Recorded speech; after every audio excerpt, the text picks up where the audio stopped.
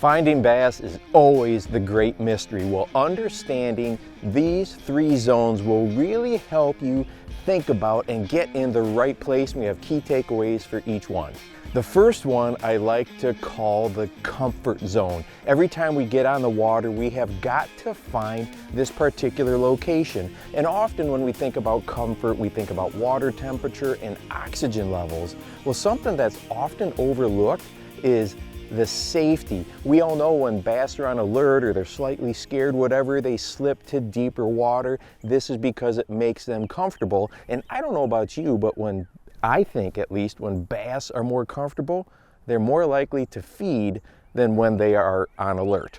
Figuring out that comfort zone is a great place to start every time you're on the water, especially if you can't buy a bite up in the shallows. Now, you've probably heard a lot of great professional anglers talk about over the years, see how far down your lures are, where you can see them and fish twice as deep or 3 times as deep, or whatever that number might be. Well, I look at it this way. I just want to start where that lure is out of sight. That's a great place to start, and then I can make adjustments from there, go deeper, or whatever I need to do. And the nice thing about this is it works with all types of water clarities, from crystal clear to, dirty or muddy water. But the one caution that we have to have, and why I don't always put a number to it when I'm fishing really clear water, is because, I may be able to see 15 feet down, but let's say I double it and go to 30 feet, well, maybe the thermocline on that particular body of water in the summer is at 20 feet. So that's why I don't always put a hard and fast number,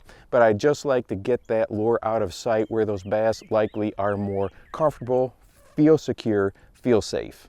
There's all kinds of bass down there where that light penetration starts to fall off. So the key takeaway here is when we're thinking about comfort, not only think about temperature and oxygen levels, but also where they feel more secure. The next one is what I like to call the target zone, or the visual target zone. And for many of us, this is where we spend 99% of our time, something that we can see. There are very few things more fun in bass fishing than seeing a target, locking onto it, throwing a lure up there, and wrestling out a bass out of there and bringing it back to you. It is so addicting, which is exactly why we have such a hard time peeling away from that type of fishing if that bite is just not happening. But if you really like to focus on the visual target zone, it's your favorite thing to do, the key takeaway here is we need to quickly identify a bunch of factors when we get that bite, when we catch that fish. We need to think about the type of cover, the structure, depth, fall rate. Was there any intersecting cover? Was there shade, current, wind, or bait fish present? This list is really long, but it's so important when we're fishing in this visual target zone, and the reason being is efficiency. There's some bodies of water that you go to where everything looks good, and you can spend so much time fishing empty water if you don't identify these other key factors. So the more of those that you can answer when you catch a fish in this visual target zone, the more likely it's going to be repeatable and your efficiency is going to go way up.